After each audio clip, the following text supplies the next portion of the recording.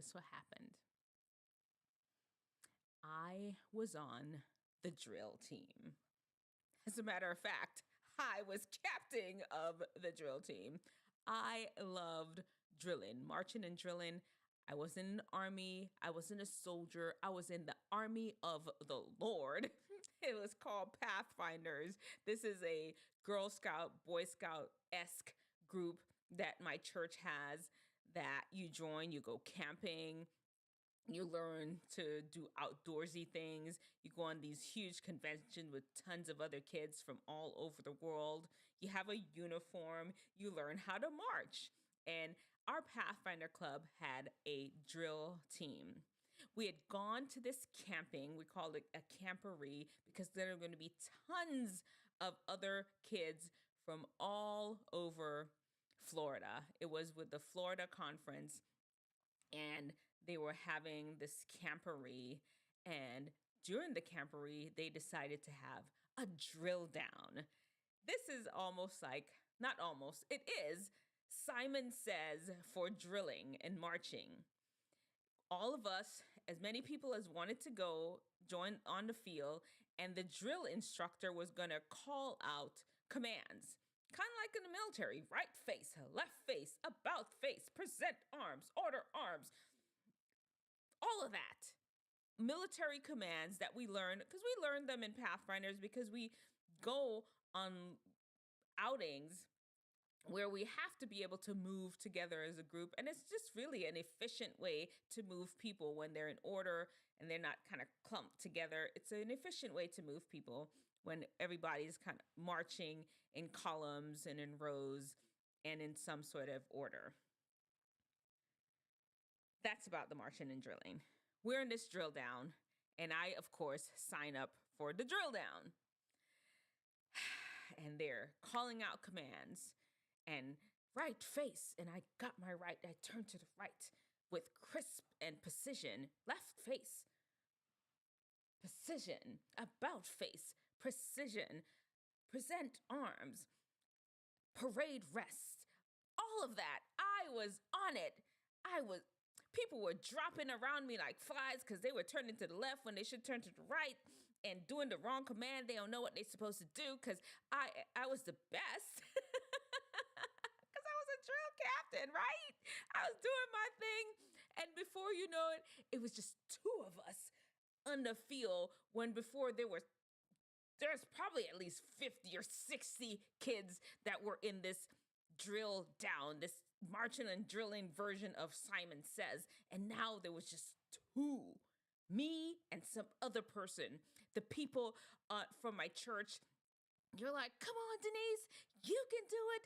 What you doing? Pay attention. And they were cheering me on and going. And then he says, right face. And I made just a little turn. And you're not supposed to move until they're finished the command. So it's not like I even turned to the wrong direction, which is that way. I just moved before he was finished the command, and I was out. Just like that. And instead of cheering for me, the adults, the kids on the team were like, yeah, go ahead, girl, you went so far. But the adults were like, I don't know why you weren't paying attention. How could you have lost? What are you doing? Sometimes you just don't know.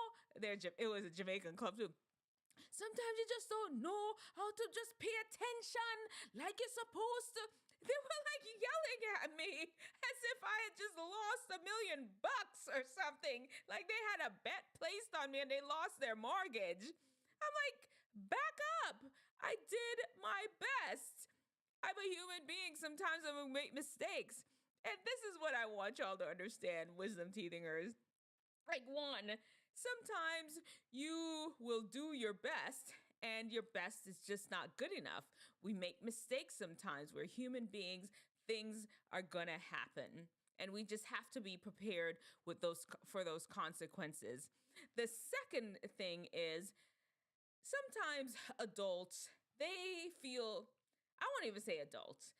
Sometimes other people have put high stakes to you winning. They have expectation of you succeeding that are sometimes unreasonable or just based on their own things. Like they really want the team to go to state, and because you didn't make the ball all the way into the end zone, you didn't score that goal. Because of that, the team is not going to state, or because of that one play. And all of a sudden they've just put all that on you when you know that you've done your best. Mistakes happen. You didn't mean, if you could have caught the ball, you would have, but at that moment you didn't. And sometimes people will put all that on you and feel that you're a loser, and it's because of you why everything has just fallen apart, and they put that burden on you. Sometimes that will happen, and maybe that will be another time, another whole video I can talk about what to do in that situation. But that's wisdom understands that sometimes that could happen. People will come at you because to them there was a lot at stake, and you already know that you tried your best. And all you can really do from that is just learn from the situation and move on with your life. That's what wisdom would do. Second place, you ain't mean it. You were really trying to make it all the way, but it didn't work for you. Then there is stupidness. You just beat yourself up over and over again, rehearsing and reliving that moment where you made that slight turn to the right when you should have stood still, when you didn't catch the ball when you should have caught it, when you didn't jump as high as you could have because you tripped a little bit. All these different things. You keep beating yourself and rehearsing it. And before you know it, you're just trapped in that one moment when you missed out and came in second.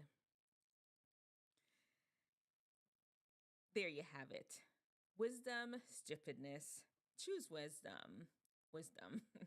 And remember, show me your brightest. Show me your best. Show me the latest guru. God's wisdom lets theirs look like stupidness. All right. Hey, let me know in the comment section below.